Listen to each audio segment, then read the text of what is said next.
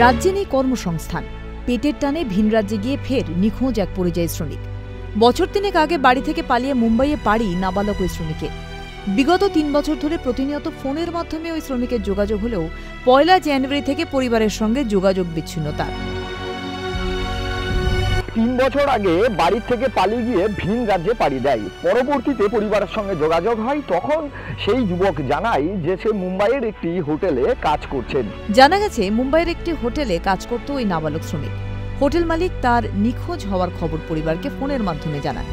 সন্তানের নিখোঁজ হওয়ার খবর পেতেই কান্নায় ভেঙে পড়ে গোটা পরিবার। ওই নাবালক পরিযায়ী শ্রমিকের বাড়ি শান্তিপুর থানার ফুলিয়া সাহেবডাঙ্গা এলাকায়। নাতিকে ফিরে পেতে তার ছবি বুকে নিয়ে শান্তিপুর থানার দ্বারস্থ হয়েছেন দাদু।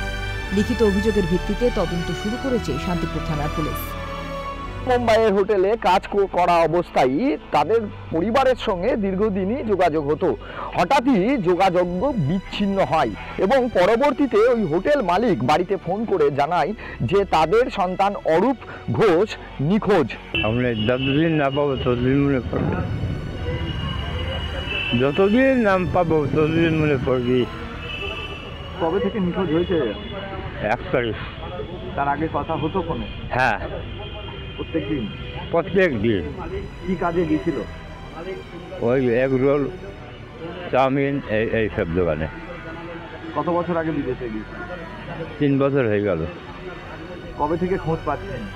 ১ তারিখের থেকে। তার আগে কথা হতো? হ্যাঁ, কথা হতো। এখন ওই নাম্বারে ফোন করলে পাওয়া যায় না? পাওয়া যাচ্ছে না। ঘোষ হোটেলে নেই, কোথায় চলে গেছে টেবিল ফেবিল দিক দিয়ে। নিয়ে আমাদের কাছে ফোন এলো, নিয়ে বললো তোমার ভাগ্নে নিখোঁজ আমার বাবার কাছে। এদিকে এই বিষয়ে নিজেদের অবস্থান পরিষ্কার করেন শান্তিপুর বিধানসভার তৃণমূল বিধায়ক ব্রজকিশোর গোস্বামী।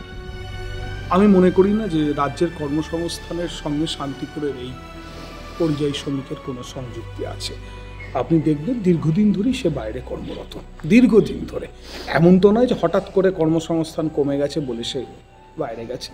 সারা ভারতবর্ষের বহু রাজ্যের মানুষ পশ্চিমবঙ্গে কাজের জন্য আসে। ইনফ্যাক্ট আমি আপনাকে দেখাতে পারি এখানে যে বহু কারখানা আছে, বিশেষ করে কাপড়ের, সেখানে বহু রাজ্যের মানুষ এসে কর্মসংস্থানের সঙ্গে সংযুক্ত হয়েছে। অন্যদিকে গোটা ঘটনায় শাসক দলকে তুলোধনা করেন রানাঘাটের বিজেপি সাংসদ জগন্নাথ সরকার।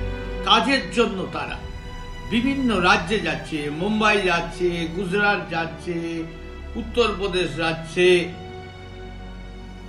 মধ্যপ্রদেশ যাচ্ছে। বালক অবস্থায় তারা পড়াশোনা বাদ দিয়ে পেটের দায়ে যেতে বাধ্য হচ্ছে।